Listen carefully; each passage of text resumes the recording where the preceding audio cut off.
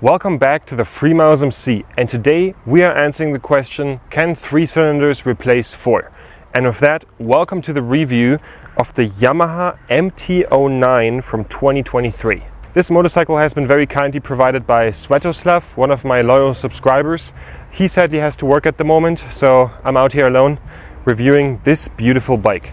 First of all, let's talk about the very insane specs of this motorcycle. It has 890cc, 117 horsepower and 93 newton meters of torque.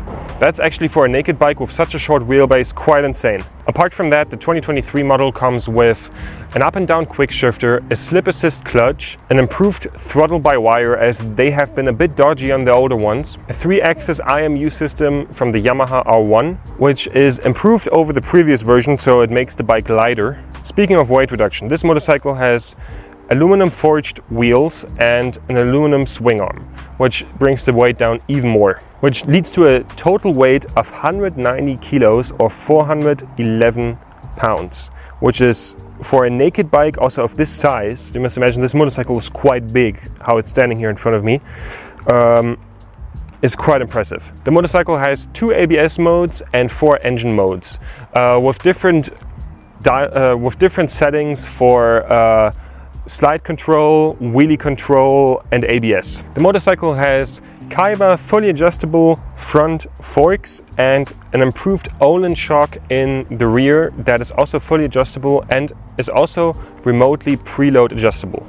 And this insane package is stopped by 2 Nissan 4 caliber floating brakes. This is all in all quite a lot for the spec sheet warriors of you out there, but how does this end up riding as a hyper-naked and also as the future of motorcycle riding with the 4-cylinder platform getting more and more discontinued? I myself am a 4-cylinder type guy. My first motorcycle was a 4-cylinder Super Sport and I really love these bikes, so I am curious if this can scratch a similar itch. One more thing about this particular Yamaha Mt09, this motorcycle is far from stock.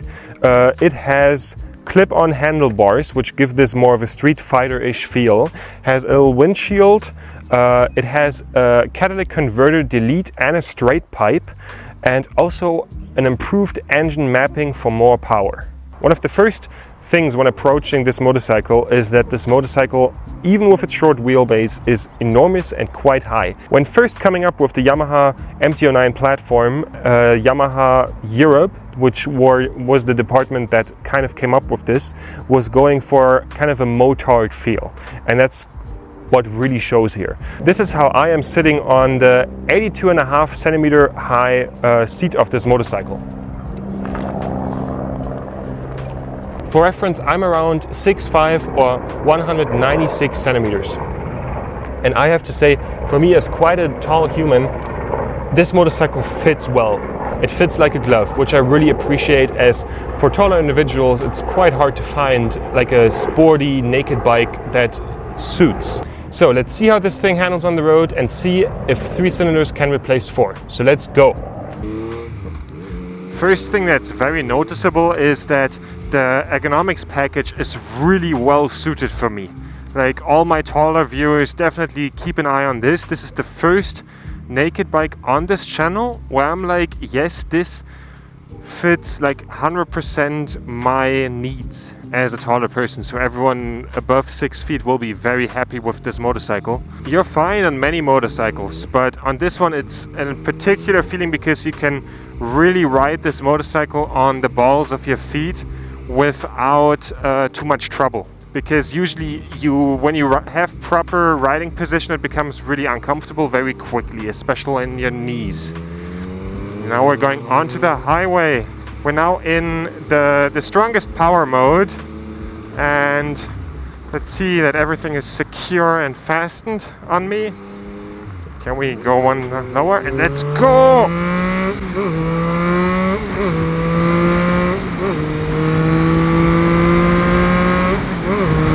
Oh. Yeah, this thing pulls and is quite quick. And not gonna lie, the power is somewhat usable. Even though it's like 117 horsepower, and this one a bit more because of the performance mapping, but wow, this thing pulls. And the torque is so nicely in the middle all over the rev range. Like, it's not completely insane at the top, but yeah, very good.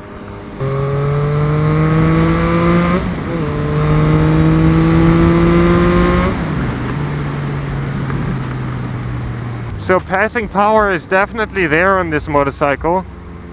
Through the bike having this amazing CP3 3-cylinder engine, you have this feeling similar to a 4-cylinder of like just slingshotting, and the you have this similar feeling of a 4-cylinder that feels like a slingshot where the RPMs go higher and higher and you go quicker and quicker, but it's a bit toned down. It's not exactly that, but to the degree you can use on the street, it's really well made, and for that it basically gives you some more grunt down low. Like here we're now in 6th gear at 4,000 RPM roughly, and yeah, it still like picks up.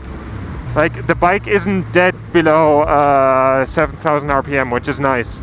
Like you can just take any gear you have and basically overtake, even if you're in the lower revs, which is nice.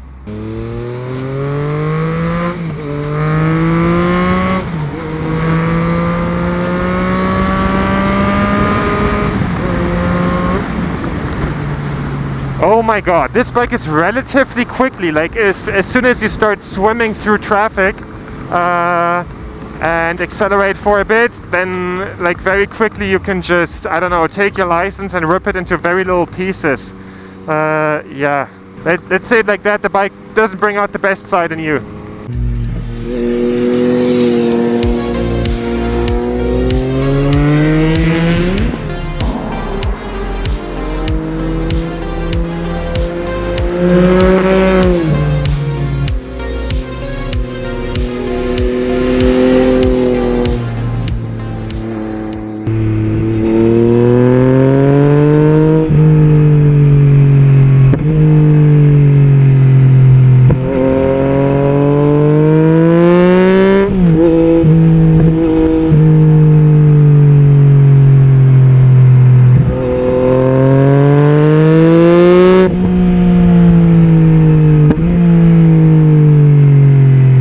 So we're now out here on the Yamaha Mt09, and one thing I can already say is that the controls feel amazing. Like from how you sit on the bike, it's almost like you can feel that Yamaha makes music instruments, because the setup of how you feel the clutch, how you feel the brake, and how you have your feet on the balls of your feet on the foot pegs really feel very similar to sitting on a piano, or even more than on a drum set. Basically, drum set is the perfect comparison, as the whole like how your brain connects to all the things feels very similar to playing the drums, and it does that so well. Like when you then want to drive the bike and control it, like it gives you a very similar sense of satisfaction. And the handling is just amazing. Like this frame is insane.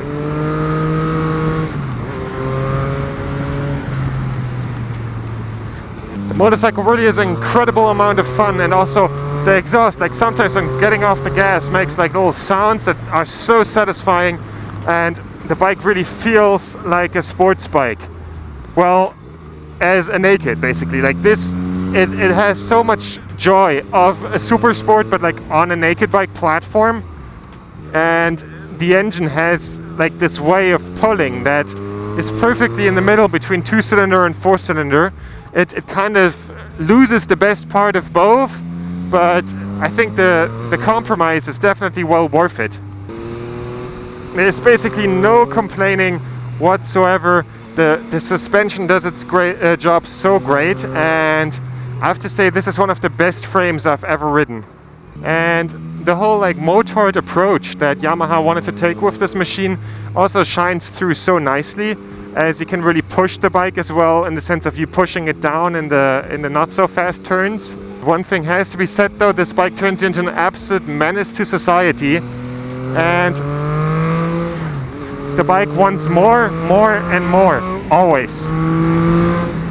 And you maybe have already seen now that I've put the bike into the lowest power mode, and that is because the higher power mode is definitely handleable. It's not like you are scared of the power or anything, but it's only because you're completely desensitized to the sense of speed as a motorcycle rider.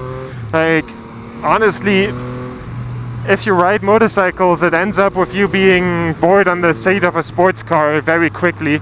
But the amount of power that this motorcycle has, the 120 horsepower roughly, and the 93 newton meters of torque, they're just not usable, basically. On like a very well-maintained road somewhere in Germany or Austria, you could maybe use 2/3 of it, and I'm out here basically using 1/3 of this motorcycle. Like, you could definitely use more. The problem is you have blind turns, you have pebbles on the road, and like, I'm basically out here driving a fast motorcycle slow right now.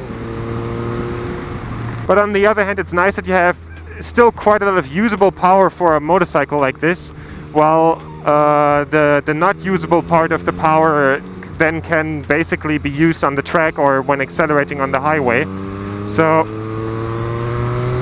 it's quite nice that the motorcycle basically has both, and for a bike this powerful, it's a quite nice base.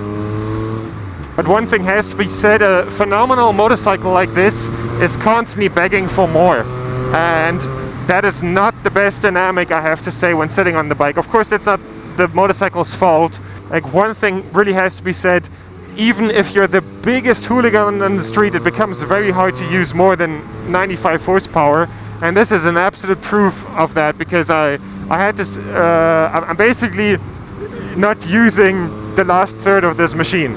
But still, what a package Yamaha has built here. In the higher riding modes, also you're fighting the front really often, and the bike also wants to slide out underneath you. Like, you feel the bike sliding and all that stuff.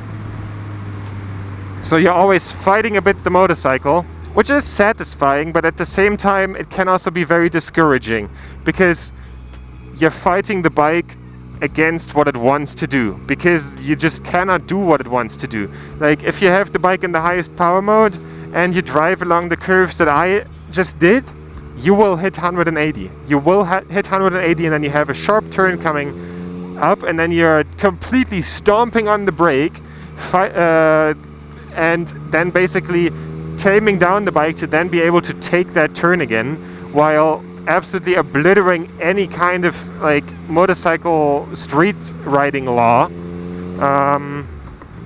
And I really get why people are begging for something like the Yamaha Mt09, because, not gonna lie, this experience doesn't really make sense. I'm sitting on a street bike here, on a street bike that you're meant to like ride through your everyday life. Like, Yamaha replaced the XJ platform with the MT platform, and both XJs, the 600 and the 900, were very usable.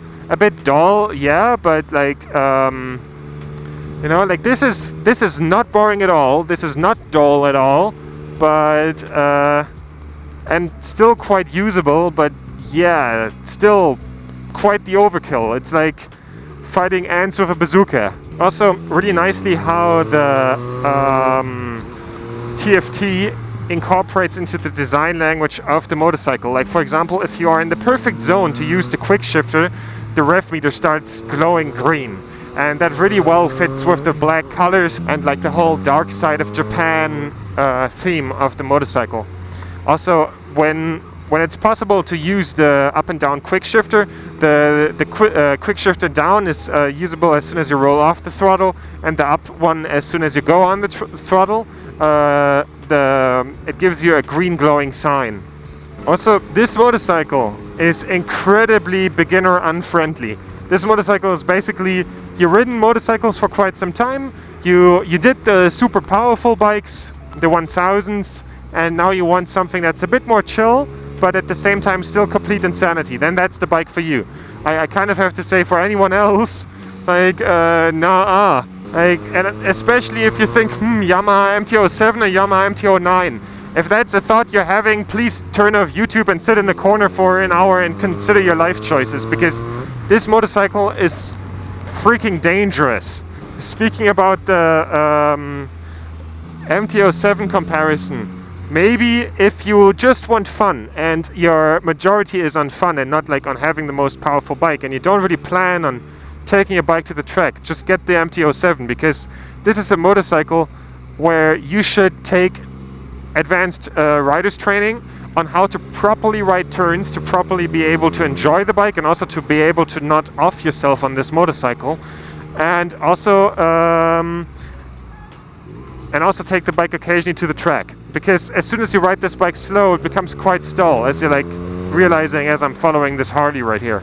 If you don't do the advanced riders training and take the bike occasionally to the track, the bike is a bit wasted on you, because like I said, you can only tap into 2/3 of the motorbike, and that is on like a well-maintained road, and on roads like this basically make that 1/3 of the actual potential of the motorbike.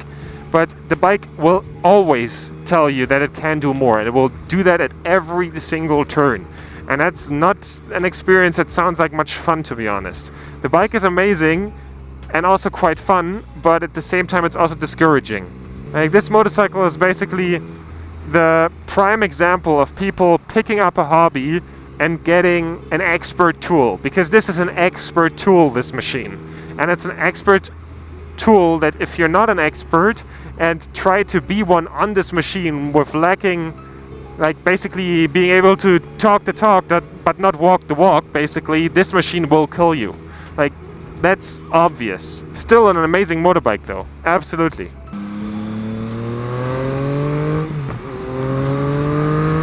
This motorcycle really is an extreme experience, I have to say, and it takes a rider who is capable of that.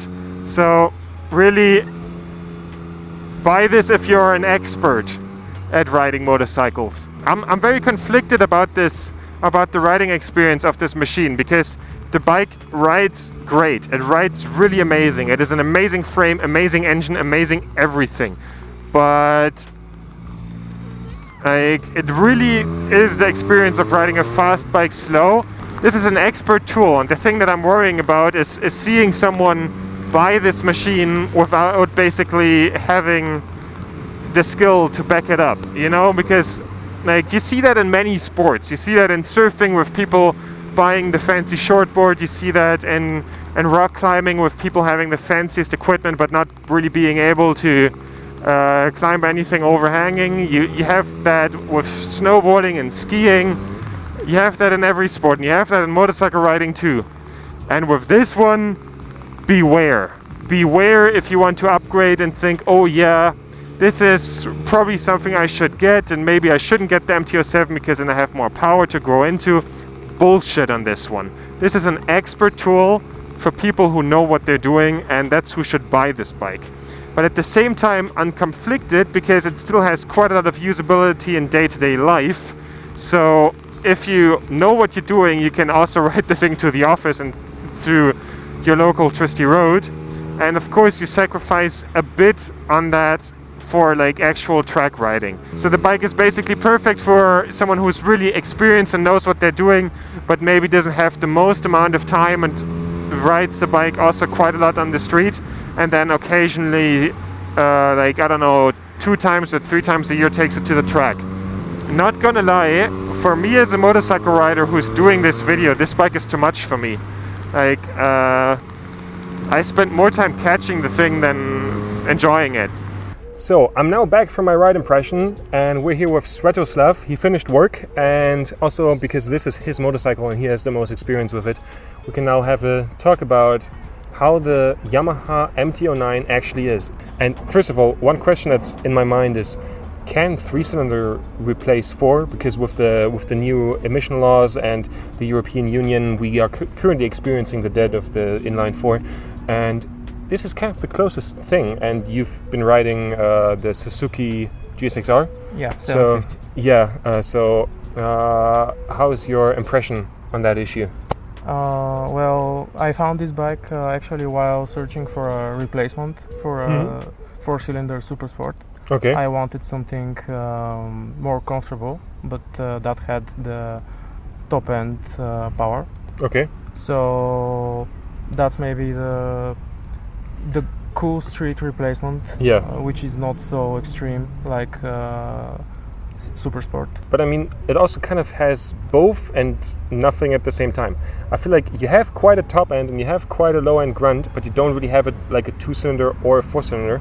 But when we're talking about road use, I think it really does the job, because you still have this slingshot-ish feeling of just getting faster and faster and faster, and then looking down at the speedometer and thinking, oh fuck, which only for me a 4-cylinder has. Like, I can perceive how a 2-cylinder is accelerating, and I feel getting faster and faster. With a 4-cylinder, it's too much for my brain, and this is also too much. And it really nicely does that, and I feel like, especially as 4-cylinder motorcycles, they're track toys. Like R6 and R1, they don't really belong on the street, and this really does its job really well while still having a very similar handling. Yeah, it still has a pronounced power band. Yeah, but it has lots of grunt down low. yeah, This makes it perfect for city use and maybe fun days on the twisties. yeah. That's really nice. Like what you just mentioned, because I earlier had to go like 5 kilometers an hour in traffic jam, and that's unbearable on a Super Sport. Yeah, Going between first and second, everything is super hot. You're breaking your back. You hear the fan of the bike. It's just the worst. yeah, And with this, it's so chill, so amazing. So I feel like in that regard, it really satisfies that need. Talking about the handling of this machine is incredible. It's insanely good. Also, with like the aluminum parts, you have very little unsprung mass, which you really feel, and that's also like an improvement of the 2023 model. Really curious what they will do with this platform if they go to the R9, and the XSR GP is already out. Like, this is an incredible platform. One thing though, the bike drinks like a fish. yeah. Yeah, like Especially when you push it, it just slurps. Yeah, like with setting up the camera and like riding, and especially with modern bikes with modern fuel economy, I rarely have to fill up a bike twice when doing a review. But yeah, but this one, yeah, it was a lot. Like this thing drinks a lot. It's crazy. The 4-cylinder engine will never be fully replaced, but I think a good side of this one is it also has its uniqueness. The 3-cylinder, like the sound of it is incredible. Yeah. I mean, you now straight pipe the thing and don't have a catalytic converter and no dB killer in the bike, so No, especially this one. But the sound is insane. Also, like the little pops it makes, and then combined with the quick shifter. It took me some getting used to the quick shifter, because I'm used to doing the quick shift thing with my hands. And then, of course, the muscle memory is like closing the throttle, and then the thing doesn't do it.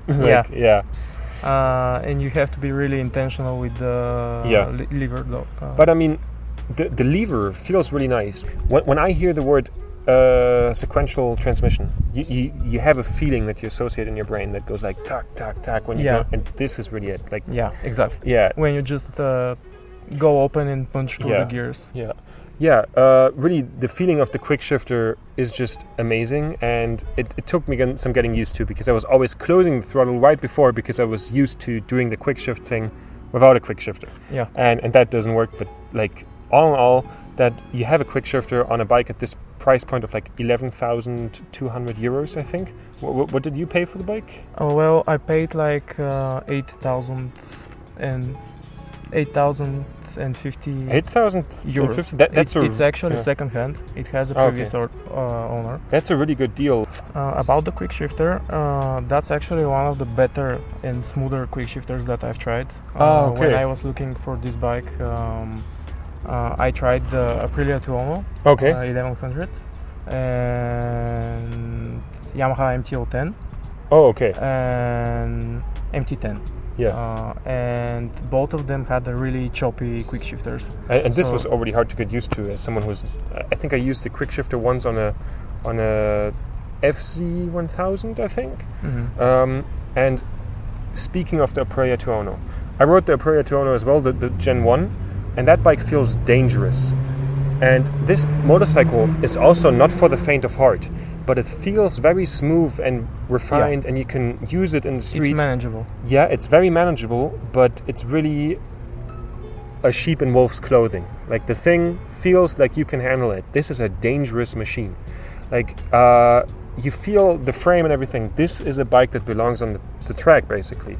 I mean, you should take this bike to the track like 2 or 3 times a year probably, because it's still like mostly usable on road, but that one last third, go to the track with it. Especially this bike needs some incredible skill to handle, as if you want to ride this bike really properly, especially if you want to pull its potential out. Yeah, and also you need that skill to handle like this on the road, as you basically have a very unpredictable engine. Not unpredictable, the engine is very unpredictable, but like to your normal senses of a motorcycle rider, you either go low top end or high top end, and this has both. So it's really easy to have the bike sliding around, losing traction. The amount of times I lost traction today is insane, and like the amount of times you slide into a turn because you have the ABS fully kicking, and then in the have slide control off and everything. This thing really needs a skilled hand, and everyone who buys a motorcycle as an ego purchase. Motorcycle riding is a hobby where ego purchases are easy. Like, if you do it in another hobby like snowboarding, surfing, and you buy a board that's too much for you, you just don't have fun. With like an ego purchase as this motorcycle, you can die. That's not fun at all. Don't do it. Yeah, like really don't do it. And also, like, this bike gets you into so much shit so quickly.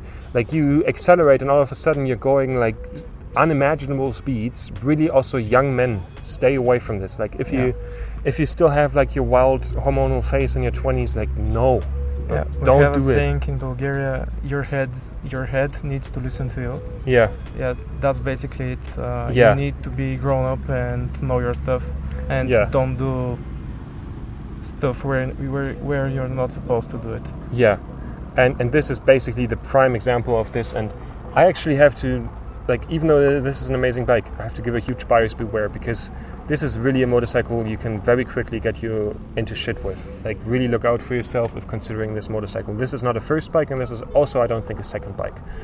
Definitely not a first, not a second, and then maybe like third bike if you're like an older guy coming down from 2000 from like 1000cc bikes. It's a third bike for me, so exactly. So you're on the money. Yeah, like third bike if you want something a bit more chill that's still absolutely insane, then while you still use the usable part of this motorcycle is kryptonite to your license. Like, it's not a question of like if you get catched doing insane things on this bike, it's a question of when. And when they catch you, your license is taking a vacation, because that shit is not ending well. And I was actually thinking of that today, because and like I saw a guy getting fully arrested with like multiple police motorcycles and a police car and handcuffs behind his back, and I kind of got flashbacks of what I've been doing the day. And this bike can get you up in handcuffs. Like, it can happen, definitely. Enough of that, buyers beware. I think one thing that the bike gets a lot of shit for is the way it looks. Like, you already said you don't like how it looks. It's ugly. I kind of hate it. Yeah, you kind of hate it. I don't like it too. It's not really my cup of tea. But I have to give Yamaha credit, because everyone says the thing is ugly. The thing is not my taste, but it's not ugly. No one can say that the Yamaha Mt09 and Mt07s are ugly. They have the design language of the dark side of Japan, and they are pulling through with this. You now have the bike completely in black, and also did some modifications to it. And the amount of times I today heard that it looks like the Batman bike is incredible. Nice. So that's really good. And like, from those machines, the other bikes, the Kawasaki, they look like a Monster Energy can. Awful. Awful. Yeah, like the naked bikes, except the H2, because that looks like Millennium Falcon-ish with the compressor. All of Honda's modern naked bike department seems to be sniffing glue. All of them that don't have a round headlight are ugly.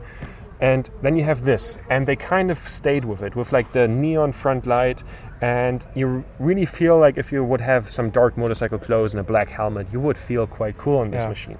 And it's also the only bike that's getting featured in movies, like the John Wick film, and also some music videos.